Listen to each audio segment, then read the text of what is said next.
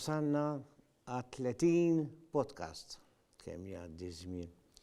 Għadni niftakar qed jgħidi Alana Vera u Sandro Mikallef naċċetta ċertu biża' Madonna biex tibqa' għaddej staġun sieħ għaddejna għadda 30 diġà. U ħdejja llum qed jgħinni bħala assistent huwa Simon Vera qed jgħinni ħafna. Sandro kellu xi xogħol ieħor. U mija illum għandi il-CEO tal-Aims. X'inhu ma Aims? Konna ġibna lill-Superintendent Camilleri, Sandro Camilleri. Doktor, dak Superintendent, Assistant Kommissarju, x'inhi? Kważi laħaq Assistant Kommissarju, u mbagħad iddeċida li jaqleb il-karriera. U fuq il-korruzzjoni u d-droga, l-isport, u x'hekk. Ekku. Xi ħaġa li kont naħseb jien li konna ngħiduha fi żmien meta Kevin Azzoppar dik ir-referi mhux fuq ta' mhux fuq hekk. Imma dak iż-żmien tiftakar, lajta kien kbira wisq, kemm il-papa tiegħek ukoll ġurnalist. Ġifi dejjem fuq hekk nitkellmu, dejjem fuq hekk. U però dal-aħħar kontx qed nisma'. Però jidher li l-ferita kienet hemm ma kienu qed jagħmlu jaħdula ċertu mediċinali hija li titatta, ma tidhirx forsi, għax issa ħirġin. Mhux vera. Ekku. Mhux fuq futbol biss. Ekku. Naħseb illi f'dawn l-aħħar xhur il-viżibilità tal-awtorità għall-integrità fl-isport Malti żdiedet. U din tal-gvern. Din hija awtorità li taqa' taħt il-Ministeru tal-Edukazzjoni u allura l-Gvern, però għandha element qawwi ta' awtonomija. U iva tul daw ix-xhur li għaddew, in-nies naħseb illi żiedu l-għarfien tagħhom dwar ix-xogħol illi nagħmlu bħala awtorità. Inti semmejt il-korruzzjoni fl-isport, l-anti-doping, aħna wkoll responsabbli għal dak li sejjaħ safeguarding fl-isport, speċjalment fejn jitlu nies vulnerabbli u minuri tfal illi hemm ċertu proċessi illi jridu jiġu segwiti u anke fejn tidħol il-governanza tajba fl-isport. Jiġifieri li inti jkollok federazzjoni jew assoċjazzjoni nazzjonali sportiva jew klabb sportiv u hemm ċertu prinċipji illi wieħed irid jimxi magħhom bħal eżempju bażiku illi pereżempju ikollok rwolijiet differenti fil-kumitat illi jkun qiegħed jirrepreżenta lil dak il-klabb jew dik il-Federazzjoni Nazzjonali u naraw illi pereżempju darba fis-sena tal-inqas issir il-laqa ġenerali, il-laqa annwali ġenerali. Illi dik hija xi ħaġa illi hija imperattiva bl-istatut illi jkun qiegħed joħroġ minn dak l-istess klabb jew Federazzjoni Nazzjonali. Dak huwa eżempju bażiku li tajtek. Allura xogħolna aħna huwa illi xogħol ta' monitoraġġ, xogħol illi nassistu kemm nistgħu lill-entitajiet sportivi. Aħna rridu ngħidu illi 95% ta' kull min involut fl-isport lokali mill-aspett amministrattiv huwa volontier. U allura xogħolna aħna huwa illi dawn in-nies dment li l-intenzjoni hija ġenwina u jiena m'għandix dubju illi l-intenzjoni tal-maġġoranza kbira ta' kull min involut fl-isport Malti hija ġenwina, aħna xogħolna huwa illi ngħinuhom. Kif nistgħu ngħinuhom? Billi pereżempju jitolbu laqat ta' informazzjoni magħna fejn tidħol ir-reġistrazzjoni mal-awtorità, però aħna l-ikbar arma tagħna hija illi nedukaw, illi aħna noħorġu hemm barra b'mod regolari, norganizzaw laqat ta' edukazzjoni kemm mal-amministraturi. Tom moħħkom mhux biex titfgħu nies il-ħabs. Laqqa xejn. Anzi bil-maqlub. Aħna xogħolna huwa u lantana huwa li tgħallmuhom biex ma jesqux xejn. Ekku, li nedukaw lin-nies illi ma jersqux lejn daw iż-żoni ħomor. Għaliex illum il-ġurnata il-liġi f'Malta inbidlet speċjalment fejn tidħol il-manipular ta' kompetizzjonijiet sportivi u iva hemm sentenzi effettivi ta' ħabs. U allura aħna rridu nedukaw lin-nies kollha involuti l-uffiċjali, l-atleti, lill-amministraturi, il-coaches. U aktar ma nagħmlu minn daw is-sessjonijiet, aktar insibu nies illi jgħidulna imnalla qegħdin nisimgħu din is-sessjoni għaliex ma konniex nafu illi din mhijiex permessibbli pereżempju. U naturalment aħna xogħolna huwa illi anke mmorru fl-iskejjel fejn minn eta żgħira lill-istudenti tagħna, meta ngħid eta żgħira età ta' sekondarja, inrawmuhom x'inhu tajjeb illi wieħed jagħmel fl-isport u x'mhuwiex tajjeb u mbagħad naturalment fejn hemm il-konsegwenzi. Kevin, x'ħajrek għax tissemmi l-iskejjel. Inti kont wieħed mill-heads fuq l-isports fl-iskejjel sekondarji ta' Malta u Għawdex kollha. Qed ngħid sew? Ekku bħala uffiċjal edukattiv. Kont segretarju ġenerali tal-KON tal-Kumitat Olimpiku Malti. Kont persuna li qed tgħin tgħaddi ħafna mhux informazzjoni, tgħin ħafna l-Ministeru ta' Għawdex fl-isport. Tajjeb, fil-fatt kien grazzi għalik u liħor jismu Jordan Barbara li bdejtu dak il-Olympic Games tal-Gżejjer li jiena kelli l-unur li mmur u l-pjaċir tiegħi li mmur Orkney. Ma nsertajt ma stajtx immur f'taqabel għax kont sansir papà dak iż-żmien. Issa l-Faroe Islands. Tajjeb, u għaw xi laqa dil-ġimgħa Malta jew il-ġimgħa d-dieħla. Forsi taf, ma nafx għadek x'fija inti issa. Rajt illi. Rajt il-Clint Camilleri jgħid li sa jiltaqgħu Għawdex. Il-Kumitat Eżekuttiv tal-International Island Games Association dil-ġimgħa ħabbar illi l-laqa li laqa importantissima li ssir f'kull rebbija imma tas-sena d-dieħla, mhux ta' din is-sena, però ħarġet din il-ġimgħa. Illi se ssir f'Għawdex. U dak huwa ċertifikat ta' fiduċja kbira f'dak kollu li qed isir fl-isport. Dak kollu ħolm tiegħek. Kollu tiegħek. U di qed tiskantani.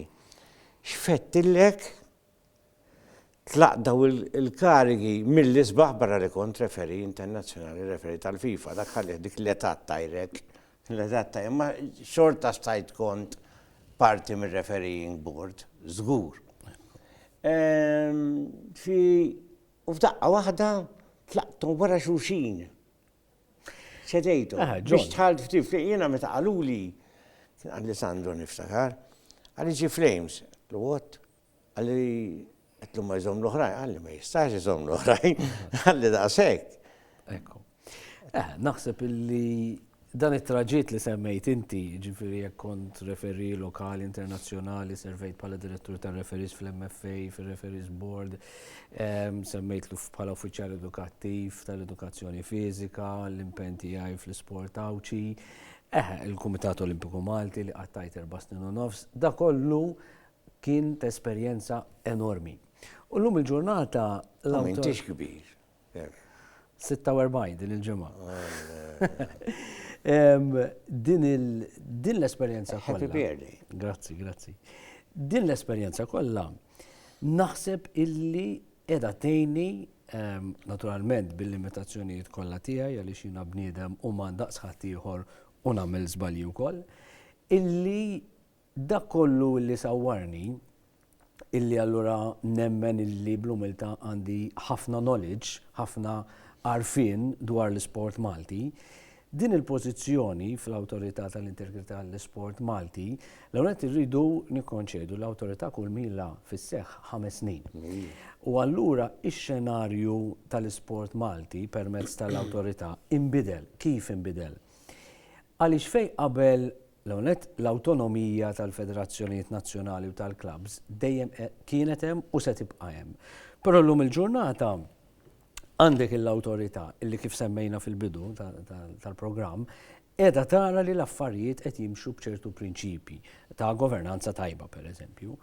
U allura li inti tkun ir-regolatur tal-isport Malti xi ħaġa li sa 5 snin ilu ma kienx teżisti, jien nemmen illi hija kariga prestiġjuża ħafna, hija kariga importantissima u hija kariga li tik viżibilità ta' kull mu għaddej fl-isport Malti.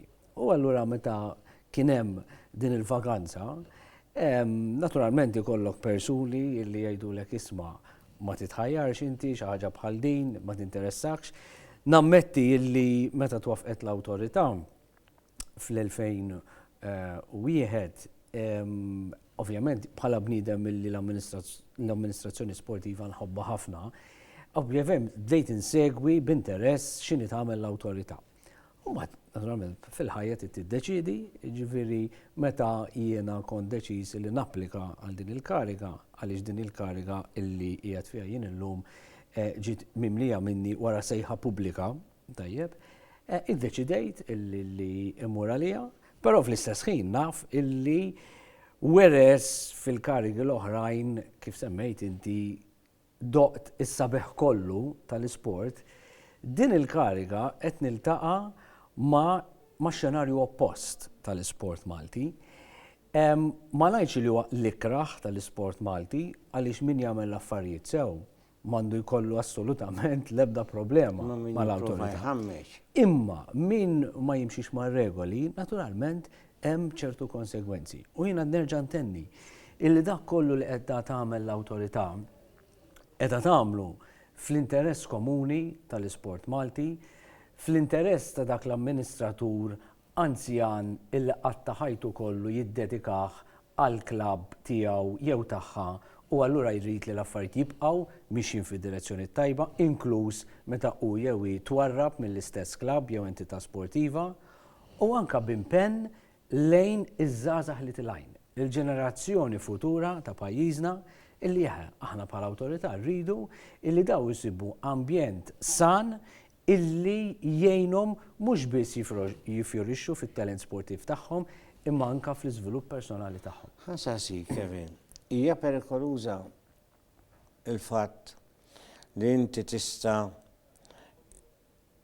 inti u t-tim tiegħek u l-kumitat li bniedem weħel jew sospiż jew xi ħabs jew xi ħaġa oħra u ikollok xi problemi jien naf x'jista' jiġri bniedem biex ipattijilek. Jistgħu jiġru ma jgħaddulekx minn moħħok, inti għandek sfażat insiex. Naturalment, Tfas sportivi. Dawn huma sitwazzjonijiet illi speċjalment mistoqsija ħadd gost nagħmilha tajjin. Ma naħseb tkun inuman illi ma jgħidulekx minn moħħok. Jiena ġejt fi żmien dan hawn beżżawni u għadbuli fl-ixken, ġifieri meddet, għaddejt minnhom. U nimxi għaddej il-belt u nħares biċ-ċirura. Dawn huma sitwazzjonijiet illi naturalment bħala referi għaddejt minnhom ukoll. Però il-prinċipju tiegħi dejjem huwa wieħed. Jekk jien naf illi qiegħed nagħmel is-sewwa, allura m'għandi għalfejn nibża minn ħadd u minn xejn illi qiegħed nagħmel is-sewwa. Jekk nisbalja jew nieħu deċiżjonijiet intenzjonalment biex naġevol lil xi ħadd, hemmhekk ikolli għalfejn nibża. Però jien nsarraħlek rasek u nsarraħ il-kull milli tisegwina. Semma fejn tgħidli li. Illi filgħaxija x'in impoġġi rasi fuq l-imħadda nkun tranquill. Għaliex anke fejn kellna nieħdu deċiżjonijiet ibsin, ittieħdu għabażi ta' evidenza ċara għaliex irrid nirrimarka illi fejn l-evidenza ma tkunx b'saħħitha biżżejjed, id-dubju dejjem imur favur l-akkużat, favur l-atleta, favur il-coach. Il-qbija, jekk nieħu l-eżempju tal-antidoping, pereżempju, għaliex forsi ħafna nies jaħsbu. Is-sistema ma miltuwix ħażina. Però ħafna nies jaħsbu illi huma l-bordijiet fih dan l-awtorità illi jiddeċidu, mentri inti għandek kodiċi tal-World jiseħ il-WADA Code, World Anti-Doping Agency Code. Illi dak li seħ f'Malta, każ l-istess li seħ f'pajjiż ieħor, il-konsegwenza bil-fors tkun l-istess. Għaliex? Għaliex iż-żewġ pajjiżi huma firmatarju tal-istess WADA Code. U allura aħna fejn tidħol id-doping, iva, għandna dak li jsejħu. Ma tfissirx ħabs. Executive powers. Le, fejn jidħol id-doping ma jfissirx ħabs. Jista' jfisser ħabs jekk ikun hemm investigazzjoni kriminali ulterjuri mill-pulizija illi inti tinstab ħati illi qed titraffika ċertu sustanzi illegali. Għax inti għandek il-ħaxixa kannabis li illum hija legali. Mel inti plejer jista' jpejjiba il-ħaxixa għax huwa legali bħalma nista' npejjiba jien. Però hija projbita fl-isport. Imma ma jistax jpejjiba biex jieħu vantaġġ fl-isport. Mela inti twaħlu fl-isport, mhux fil-ħabs jew fejn suppost. Correct. Tajjeb? U jeħel hemm mod kemm jeħel ukoll jekk jammetti mill-ewwel. L-ewwel qed inti wieħed il-wada code tiddistingwi bejn dak li jissejjaħ substance of abuse, propju daw l-eżempji li għadek kif semmejt inti, ħaxixa, cannabis, etc. Jew as a performance enhancer, per eżempju li tieħu steroid biex inti tiġri iktar, terfa iktar, tiflaħ iktar, etc. etc. Hemmhekk il-kodiċi jiddetermina b'mod l-iktar ċar illi il-pieni fejn jidħol performance enhancing, ġifieri li inti b'mod intenzjonat ħadd ċertu sustanzi biex ittejjeb il-parteċipazzjoni tiegħek, biex ittejjeb il-wirja, r-riżultat tiegħek, mela inti qed tagħmel dak kollu b'intenzjoni illi tmur kontra l-valuri sportivi, hemmhekk il-pieni se jkunu ħafna ogħla. Mentri jekk inti tinqabad positive for substance of abuse, bħalma semmejt inti, każijiet illi inti hawn min iħoss illi biex jirrilassa se jpejjeb joint, pereżempju. Il-pieni hemmhekk se jkunu inqas ħorox milli kieku huma performance enhancers fil-kamp sportiv, għaliex inti mbagħad hemmhekk jekk l-atleta permezz tal-avukat tiegħu permezz tat-tobba jirnexxielu jipprova illi meta għamel dak is-substance of abuse, pereżempju l-ħaxixa, kienet out of competition, jiġifieri 3 ijiem qabel partita pereżempju. Jew kun ħaxi steroids meta jkun ma jiflaħx. Imma mek dak huwa każ ieħor li nista' nispjegah dalwaqt. Jekk inti anke mit-testijiet forensiċi jiġi determinat illi ma teħdiġ dik is-sustanza fil-ġurnata tal-partita tal-kompetizzjoni, allura l-atleta ikollu ċans li jirrimedja li anke jmur jagħmel kors rigward substance abuse u l-piena tinżel minn 3 xhur għal xahar.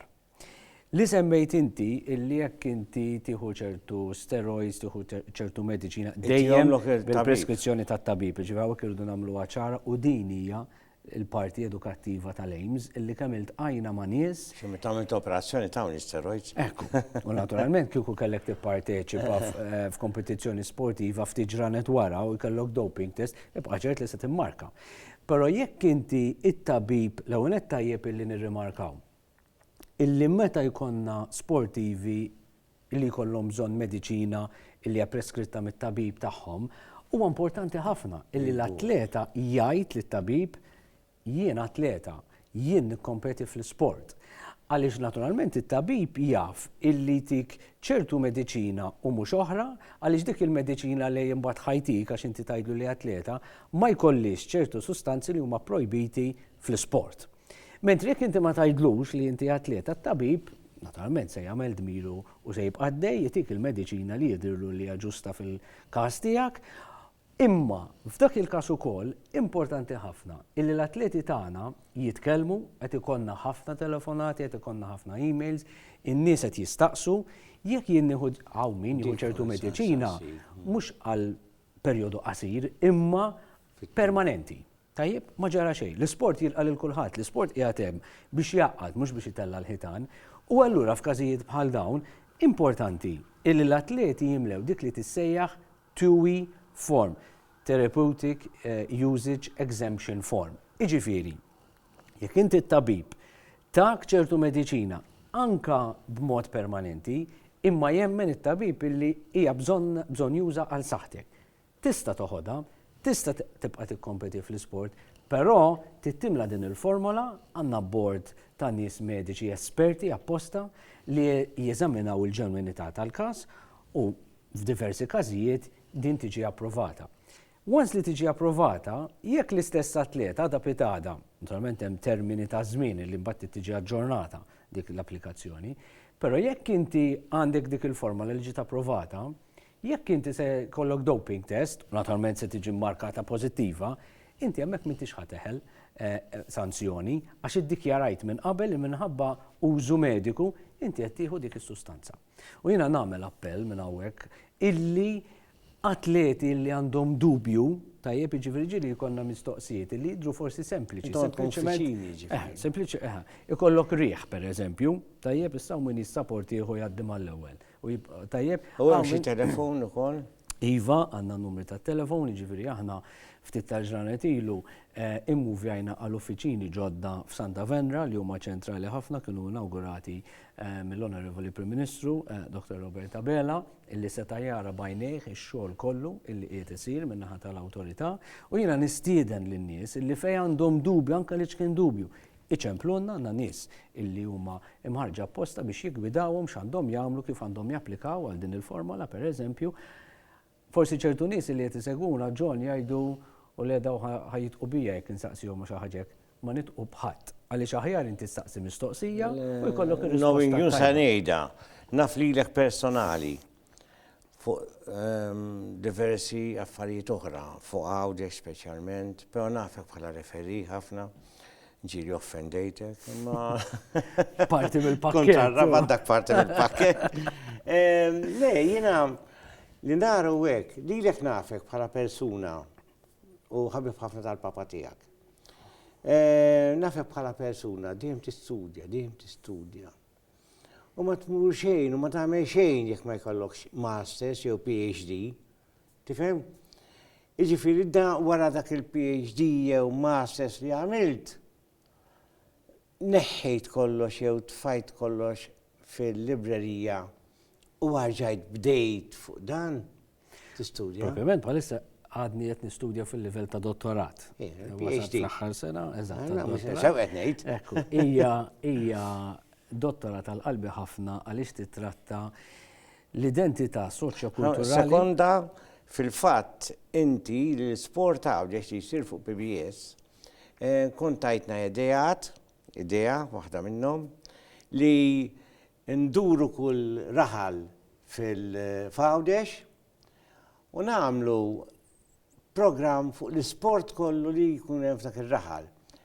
Dil-ġimgħa, ħireġ il-ġimgħa d-dieħla, bqajna niftakru fuq li jettinna u ħanamlu x-xara. Prosit. Hija waħda pjaċir għaliex l-istudju tad-dottorat huwa dwar l-identità soċjokulturali li l-isport popolari u tradizzjonali jagħti lil bliet urħula Maltin u Għawċin. Ħafna drabi forsi nirraġunaw b'mod żbaljat li aħna pajjiż żgħir u aħna m'għandna xejn, anzi għandna ħafna. Il-kultura sportiva bħala aspetti oħrajn tal-kultura Maltija hija rikka ħafna u hemm bżonn li nieħdu ħsiebha u l-għan ewlieni tiegħi huwa li niddokumenta dan kollu. Jiena l-isport Malti tani ħafna u din hija xi ħaġa żgħira li nixtieq li nagħti lura bħala kontribut tiegħi għal ġenerazzjonijiet futuri. Però dal-aħħar ukoll rajt x'imkien li għandu il-Prim Ministru qal li se jingħataw xi flejjes lin-nurseries biex jgħinu lin-nurseries.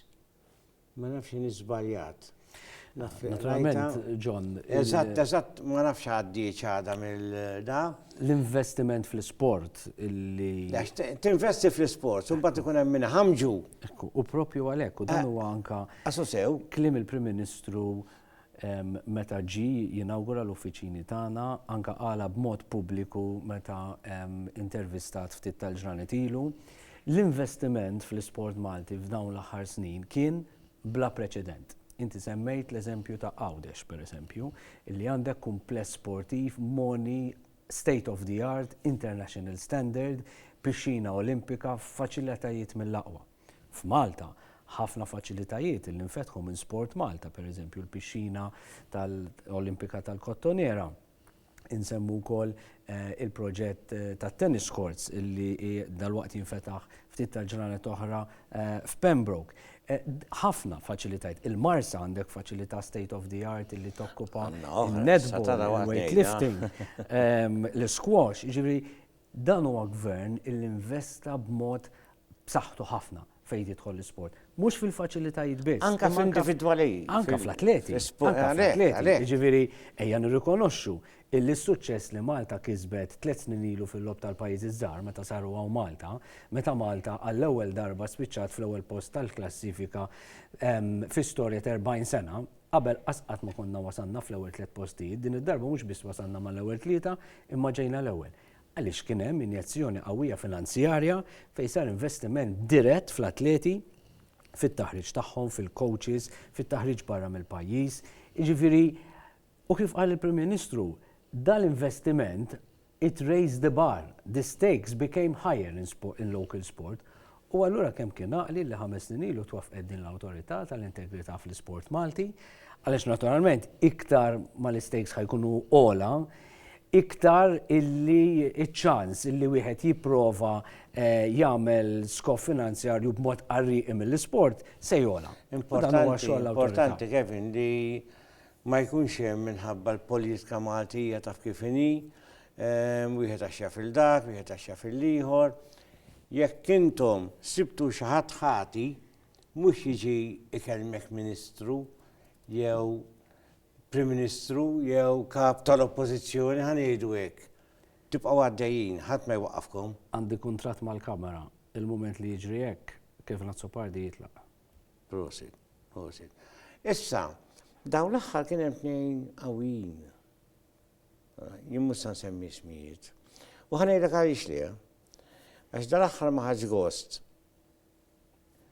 Ma ħaġ gost bli jagħmel, ma ħaġ gost bir-ritratt tiegħu, rajt ritratt f'gazzetta lokali ta' plejer li inqabad b'xi sustanza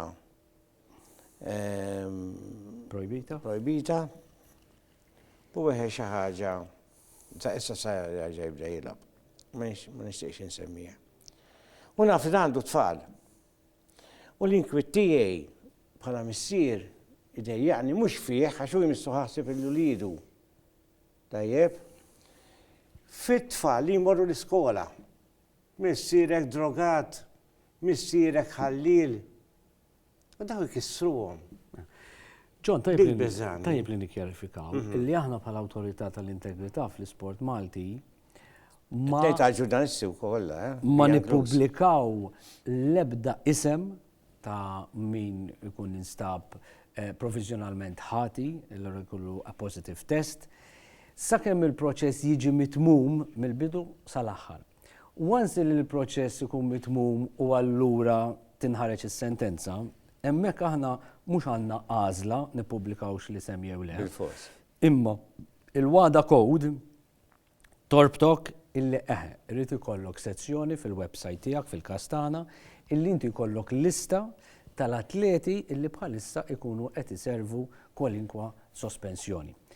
Il-qbija meta naturalment inti ġej mis-settur tal-medja u jiena minn hawn insellem lill-ġurnalisti kollha sportivi għaliex mhux fuq droga sportivi jagħtu impenn b'saħħtu lill-isport Malti. Kieku ma kenniex il-medja sportiva, l-isport Malti mhuwiex dak li jgħidu. Dawn jafu ħadd. Ekku. Jiġifieri inti ta' band oħra. Jiena hawnhekk insellem ix-xogħol siwi kbir li jagħmlu l-ġurnalisti sportivi. Però xogħol il-ġurnalist huwa illi jinvestiga u allura jikteb storja, illi jippubblika storja, illi jagħmel ċertu filmati fil-każ tal-Viżiv, pereżempju. U allura dan kien episodju illi persuna ġurnalisti ppikja storja u ħareġ il-fatti. Ġifieri il-fatti dawk. Dal-aħħar kien hemm waħda bejn l-ogħba li spiċċat b'5 goals fuq l-ieħor. Dik għadha għaddejja l-istorja jew le? Ma nafx li ma logħba partikolari qed tirreferi, però biex nikjarifikaw jekk inti qed tirreferi għal partita bejn Ormi u Attart li kienet intlabet f'Ottubru, il-Pulizija informawna il-każ ta' dik il-logħba huwa magħluq. Mhux għaldi, għandikum kien hemm ma sax lokja ħata xi ma nafx dal-aħħar. Però għandikum ma ġiex irrappurtat il-każ. Le, jiena li nista' ngħid illi f'partiti li rigwardaw iż-żewġ timijiet bħala awtorità ma daħlet l-ebda informazzjoni. Issa m'hemmx, però sirt naf li hemm xi plejer jew xi ħadd imdaħħal fil-futbol li qasu Malti li qed jidħol f'ħafna negozjati ta' taħwit ta' logħob tal-azzard. Hija vera, mhux qed ngħidlek jgħidli minnu u laqqas jekk da, però vera hemm xi ħaġa qegħdin tinvestigaw intom hekk? Something along these lines. Iva, nikkonferma, naturalment l-investigazzjonijiet ħafna drabi jieħdu tul ta' żmien, ma naħdmuhomx waħedna, ġifieri l-aims Iva, jekk inti ġi xi ħadd illi joffra ċertu informazzjoni, ċertu evidenza b'mod speċjali, aħna xogħolna hu illi nirrapportaw. Ħafna naturalment indaħlu l-pulizija għaliex fejn ikun hemm reati possibilment kriminali, tinvestiga l-pulizija. Però ma rridux ninsew ukoll, John, illi fil-każ tal-futbol inti għandek l-MFA illi qabel twafqet l-awtorità, a good number of years qabel twafqet l-awtorità tal-integrità fl-isport Malti, l-MFA in line ma dak stabbilit mill-UEFA kella diġà l-istrutturi ta' integrità interni tagħha. Ġifieri kienet l-ewwel Federazzjoni Nazzjonali li kellha appuntat uffiċjal tal-integrità. Illi inti l-MFA għandha strutturi ta' integrità b'saħħithom ħafna. Naturalment, milli tisegwina jgħidli jekk Allura fejn intom? Però aħna bħala awtorità aħna naħdmu fuq l-isport kollu, inkluż fuq il-futbol. U jien irrid infakkar. Issibu kooperazzjoni mill-MFA? Mellux kellna diskussjonijiet, kellna laqat mal-ola dirigenti tal-MFA, irrikonoxxejna illi għalkemm lan tagħna huwa komuni, però responsabiltajiet huma differenti. Għaliex? Għaliex fil-każ u hawnhekk tajjeb ukoll li nagħmel appell għal kull min hu involut fil-futbol. Illi min hu involut fil-futbol hemm ċertu regolamenti illi joħorġu mill-istatut, mill-competition rules tal-MFA stess, fejn jidħol ir-rapportaġġ ta' ċertu affarijiet. Per eżempju, fil-futbol għandek regolament illi jekk plejer jiġi affiċinat biex jarmi partita, tajb għandu kull dritt illi jiġi jkellem l-awtorità. Għandu kull dritt illi jgħaddi l-informazzjoni. Però ir-regolamenti tal-MFA fl-istess ħin jobbligaw lil dik il-persuna illi fi żmien 24 siegħa tirrapporta wkoll lill-MFA. U allura hekk wieħed hija xi ħaġa wkoll minn kampanja edukattiva illi tiġi fornuta il-kull min involut, dan il-każ huwa il-futbol. Federazzjonijiet oħrajn għandhom regolamenti simili. U allura dan huwa importanti ħafna illi l-atleti, il-coaches, l-amministraturi tagħna jkunu jafuhom dawn l-affarijiet. Jiena smajt li hemm ċalliqa kbira issa ħarġet tal-water polo. Li hija l-ikbar ħasra u nafżgur il-President tal-water polo Kalizzo maħsud biha bl-ikraħ.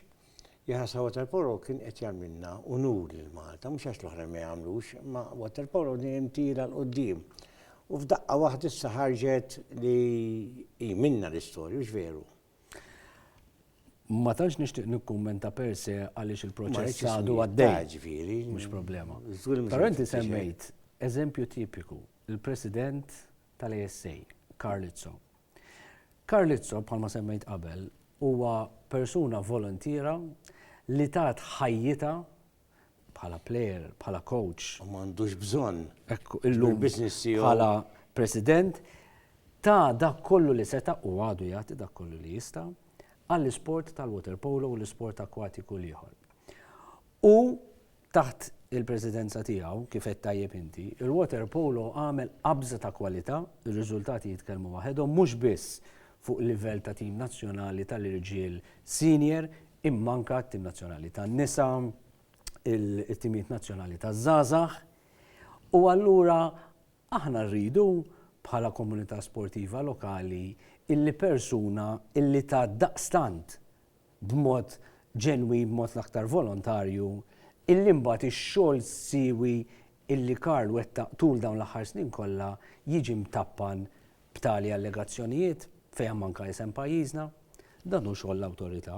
Xogħol l-awtorità mhuwiex illi taħodha kontra xi ħadd personali, toħodha kontra federazzjoni nazzjonali, imma anzi bil-maqlub. Tassigura illi min qed jagħmel il-ħażin jitwarrab biex il-ġid kollu li qed isir fl-isport Malti, fi sport partikolari, jibqa' dej. Però dak li hu ħażin irridu nirrikonoxxu illi huwa ħażin.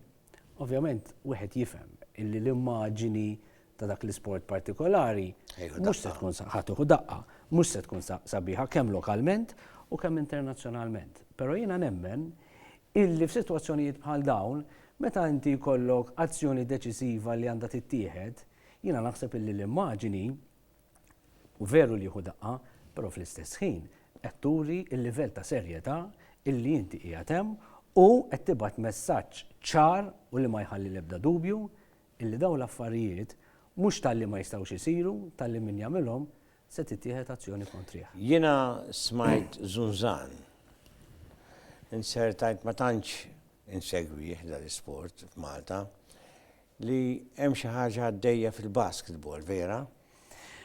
Ħanajlek John, Ta' Malta. dak li ħareġ fil-medja fuq sport partikolari, il-water polo, in parallel aħna għaddejjin b'diversi situazzjonijiet Hemm ta' oħrajn, sport ġifieri. ieħor. Jiġifieri jekk hawn xi ħadd qed jaħseb illi għaliex l-spotlight qiegħda fuq sport partikolari wieħed l-oħrajn kollox għaddej kif suppost inkunu qed nitqu bina nfusna. Bil-mod il-mod, illum il-ġurnata l-awtorità ġiet monija b'aktar riżorsi umani, b'aktar flus, biex propju jkollna l-odda neċessarja biex wieħed jinvestiga. In-nies qiegħda tiġi, qiegħda tersaq lejn l-awtorità kif semmejt fil-bidu tal-programm. Għaliex meta n-nies tara Jekk ikun hemm xi ħadd tal-kumitat ikun jafu ma jitkellimx, jidħol fil- inti rridu il-liġi tal-korruzzjoni fl-isport tagħmilha ċara illi jekk inti taf b'ċertu informazzjoni ta' affarijiet illeċti u fi żmien 14-il ġurnata ma tirrapportax u wara jinstab illi inti kont taf din l-informazzjoni, teħel intu koll. Ġifieri din hija parti mill-kampanja edukattiva tagħna wkoll. Nifhem illi jrid ikollok il-kuraġġ illi titkellem, però inti għandek id-dover u r-responsabilità illi titkellem. Jekk in-nies ma titkellimx, dawn in-nies daw l-affarijiet se jibqgħu jsiru. Tajjeb, issa jien irid nagħmilha ċara John illi ma jfissirx illi daw l-affarijiet qed isiru issa regolari. u jew qed isiru issa biss, jiġifieri Għalhekk bdejt blar, meta anzi ħsibt li waqfu. Imma la dejjem l-awtorità tajjeb inkunu nafu bl-affarijiet. Illum hawn mezz kif wieħed jista' jirrapporta. U m'hemmx mezz bil-fors dal-bniedem tfajtu l-ħabs, hemm mezz kif inti jista' jeħel xi ħaġa bħal meta tagħmel xi ħaġa anke l-iskola u teħel eżempju jumejn sospensjoni u hekk tista' teħel anke referi kontu teħlu sospensjoni minn ma jitkellmu fuqhom u tagħmel sens għax meta Malta bidi żgħira jekk issospendejtek imbagħad il-logħba ta' wara jgħidu kien sospiż bidlet dik. Dik hija sospensjoni mhux uffiċjali internament għax tkun żbaljajt deċiżjoni. Differenti. Però meta jkollna taħalja l-Ingilterra jagħmluha. Meta nkunu qed jiġu investigati każijiet, speċjalment fuq xiex dik tal-li jkunu investigati. Inti fuq id-droga li toħodha mhux bil-fors għall-lob għax flaxija toħroġ u tpejjipa ħanejtek. Jew fuq xiri tal-lob, imbieħ il-logħba. qed nitkellmu fuq żewġ affarijiet differenti. Jekk qed nitkellmu fuq droga, allura aħna bħala awtorità għandna dawk li jsejħu doping control officers minn fejn toħroġ. illi inti hemm metodi differenti ta' kif wieħed jista' jagħmel doping test, jiena nista' n-nies konċernati jistgħu jgħidu isma' l-ġimgħa d-dieħla rridu mmorru logħba volleyball hemm John Busuttil u test John Busuttil. Ħafna drabi meta jiġri hekk għax ikonna nkunu ġevejna ċertu informazzjoni illi jista' jkun sħabek stess ikunu qed jikxfuk illi inti qed tabbuża minn ċertu Il-beżżan jista' jkun. Imta tkun żagħżugħ dik kwalità jista' jkollok tfajla, tajjeb, titlaqa, jew tal-libir jew tagħmel whatever, dejqek titlaq, tgħid issa mpattijielu. Għax dak il-ġimgħa l-oħra morna parti u pejjiba miegħi. Jistgħu jiġru? Jistgħu jiġru. Però naturalment aħna wkoll l-uffiċjali tagħna huma imħarġa b'ċertu intelligence skills illi inti ma tistax tieħu ċertu informazzjoni at face value biss, tajjeb illi tanalizza, jekk tibda tara ċertu patterns, ċertu trends, tibda tajt isma' dana bħalma ta' kont referi, tibda xomm illi hemm xi ħaġa li it's not normal, tajjeb, u allura wieħed imbagħad jinnaf jekk għandek pereżempju sitwazzjoni illi tal-logħba kanita ħafna u kull kuntatt bejn ġiex players qed ikun hemm fawl, mela inti taf illi jisma' jekk ħadħalli l-logħba għaddejja, din l-logħba se teskala u taf taħrablek minn idejk, mela inti titixxomm u tibda tajt isma' kull fawl l-aħjar inwaqqaf. Tajb, u allura nagħmlu dal-istess. Biex immur lura għad-doping, mela inti jkollok il-persuni tagħna illi jmorru f'avvenimenti lokali illi jsiru, ikollna wkoll missions għax jissejħu missions ta' avvenimenti internazzjonali li jsiru f'Malta. Imma l-organizing body jafdaw lilna biex nieħdu ħsieb id-doping tests li jsiru wkoll. U dak huwa ċertifikat ukoll tal-ħidma sewja li qiegħda ssir mill-awtorità fejn jidħol id-doping.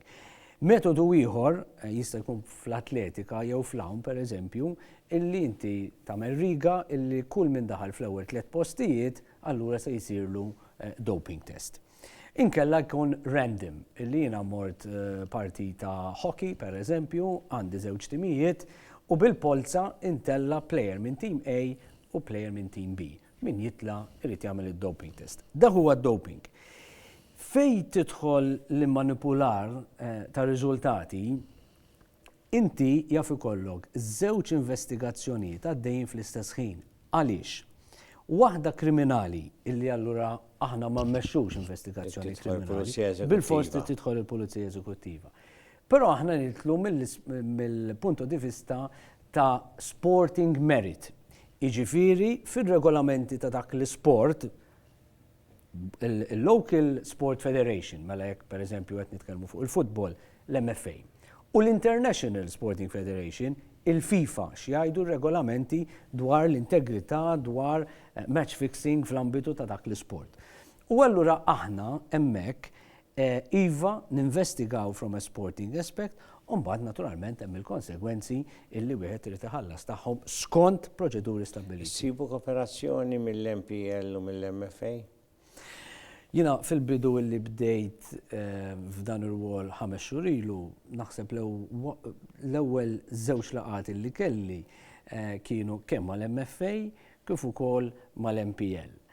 Naħseb meta narfu illi t-tliet entitajiet li aħna il-ġid komuni huwa l-iżvilupp tal-isport, dan il-każ il-futbol, li l-affarijiet jimxu l-qudiem b'mod sew, naħseb illi huwa diffiċli ħafna li wieħed ikollu disgwid lej fejn jiridu morru jew x'irridu nagħmlu. Naturalment aħna meta jkun hemm fil-każ ta' doping pereżempju każ pożittiv bħalma kellna fix-xhur li għaddew, f'obbligu li ninformaw lill-Malta Football Association mal-ewwel għaliex dak il-plejer jiġi sospiż, u mbagħad jekk tkun partita mill-Malta Premier League naturalment irridu obbligati wkoll li ninformaw l-MPL. Ħadd saqsejta. Ir-referees jiġu it-testjati. Mela, mhux tal-lum is-saxa minn ngħidilek, imma r-referees jiġu ngħidu fl-Ewropa kollha il-WADA. Tittestja referees? Mela, il-WADA Code jispeċifika illi jistgħu jiġu it-test jista' jiġi amministrat fuq atleta jew persuna illi hija l-atleta hija dipendenti minnha bħal pereżempju coaches u amministraturi. Ma jispeċifikax il-WADA Code illi għandhom jiġu amministrati doping test fuq uffiċjali tal-logħba sissa, però tajjeb illi nirrimarka illi mill-ewwel ta' Jannar 2027 il-WADA Code se jinbidel, se jkun fih ċertu affarijiet illi jinbidlu, però mhuwiex antiċipat illi jkun qed ikopri wkoll testijiet fuq uffiċjali tal-logħba. Mistoqsija tiegħi għax inti jekk ħadd tieħu xi ħaġa, jekk tiġi bix-xiri iva, jekk ikun hemm biex dik iva. Mek ħadd tieħu xi ħaġa biex ikollok iżjed saħħa biex tiġri, biex tgawdi l-logħba għax tlaħħaq mal-plejers għax illum il-plejers indemonjati ġiri tagħhom anke Malta. L-speed żdied, il-livell tekniku tal-logħba Maltija żdied naturalment. Mela, nixtieq ngħaddi llum ħarġet l-aħbar mill-isbaħ għall-MPL u bla dubju għall-futbol Malti u kemm għandu jikber u ħajbqa' jikber futbol Malti għax dawn l-awtoritajiet huma biex inatfu l-futbol Malti diġà qed jitnaddaf ma ħalli jkomplu jitnaddaf jgħalmu liż-żgħar tagħna ħalli l-isport Malti u Kevin jaf għax kien fil-Kumitat Olimpiku Malti anke f'Għawdex, anke jien kont hemm, anke jiġi t-tieni toħroġ tiġri kważi jżommuk il-pulizija biex tanqu tbusu u tibki. Ġifieri is-sabiq u kontet li inti qabel mort, tista' tara kemm se tieħu pjaċir. Vera, huwa tant sabiħ meta pajjiżek jirbaħ medalja, jew jirbaħ logħba futbol, jew jirbaħ logħba water polo, whatever. Issa, illum ħarġet dil-aħbar. Illum fil-fatt hemm pass storiku l-qudiem għall-isport Malti u l-futbol f'pajjiżna. Bi pjaċir kbir il-Malta Premier League l-MPL li hawnhekk qed nagħmlu l-podcast hija tal-MPL qabdem minnhom ħabbret il-pjanijiet tal-Malta Premier Stadium. Venue modern u avvanzat iddisinjat biex jolli l-livell tal-futbol, l-avvenimenti u fuq kollox l-esperjenza tas-supporters. Fl-aħħar il-pubbliku sportiv Malti se jkollu dar denja għas-supporters. Xi fisser dan? Mibni skont standards internazzjonali, maħsub għall-avvenimenti, maħluq u aċċessibbli għal kulħadd u dan mhuwiex bi-stadium huwa simbolu ta' ambizzjoni, għaqda u l-futur ta' Malta. Ibqgħu segwu hekk kif din il-viżjoni ssir realtà. Il-Malta Premier Stadium se jissejjaħ, se jkun jinsab il-Marsa fejn dak li kien darba Matthew Mikallef St. John li sfortunatament nagħtih il-kondoljanzi, il-familja tiegħu miet jumejn ilu minn għalija missieru, il-papa ta' Matthew. Gżirjan bħali. Gżirjan, niftakru sew il-Matthew, kien jiġri. Lil-missieru għaw. Se jkun jinsab il-Marsa u ilu objettiv ewlieni sa mit-twaqqif tal-MPL sentej u nofsilu. U dan ħabru llum il-chairman tal-kampjonat Malti, Dr. Joseph Muscat. Il-kapaċità ta' madwar 5,000 siġġu ħajkun hemm fih, l-istadium se jkollu disim modern immirat biex itejjeb l-atmosfera ġenerali u l-esperjenza tal-partitarji. Il-pjanijiet jinkludu wkoll stand dedikat għal familji u l-kwartieri ġenerali tal-Malta Premier League. Malta Premier Stadium huwa ppjanat li jittesta sas-sena 2030. Għalaqna baħba sabiħa wkoll, kollu kien sabiħ, għax kien importanti. Dan huwa r-ritratti tal-istadium, badak taraw ġej quddiem għax Simon qabel jagħmlu nieħu l-opportunità illi nifraħ lill-Malta Premier League lill-Chairman Dr. Joseph Muscat kif ukoll is-CEO Alana Bella illi ta' din il-viżjoni. Għandu tim ukoll. Ekku, tim kollu tal-Malta Premier League, naħseb dan huwa proġett mill-isbaħ, jidher biċ-ċar illi jagħmlu l-homework tagħhom bil-għal ħafna, tant illi l-applikazzjoni diġà iddaħlet mal-ewwel ftit sigħat wara il-launch fil-press conference illi kien hemm. Naħseb illi dan se jkun ġojjel ieħor fil-faċilitajiet katina ta' faċilitajiet sportivi li għandna f'pajjiżna u naħseb illi se jkompli jgħin ukoll sabiex nattiraw aktar u aktar avvenimenti internazzjonali. Grazzi Kevin, grazzi tax-xogħol tiegħek, tan-nies kollha bħalek, tal-awtorità kollha tiegħek, bi-chairman li huwa Dr. Mħallef Antonio Mizzi. Chairman Antonio Mizzi.